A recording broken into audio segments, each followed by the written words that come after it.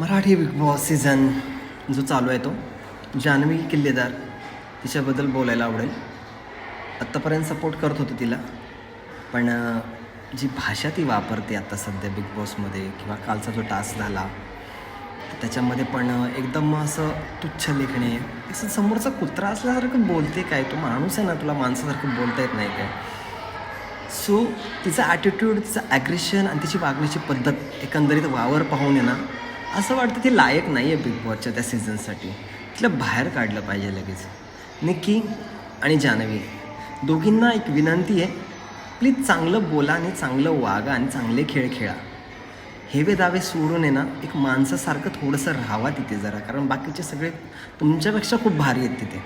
तुम्हाला असं वाटतं की तुम्ही खूप भारी आहे ना सगळ्यांपेक्षा, तुम्ही झिरो आहात तिथे. तुम्ही काहीच नाही आहे तिथे, म्हणजे एक धूळ पण नाही येते तिथल्या लोकांच्या पायाची. त्यामुळे स्वतः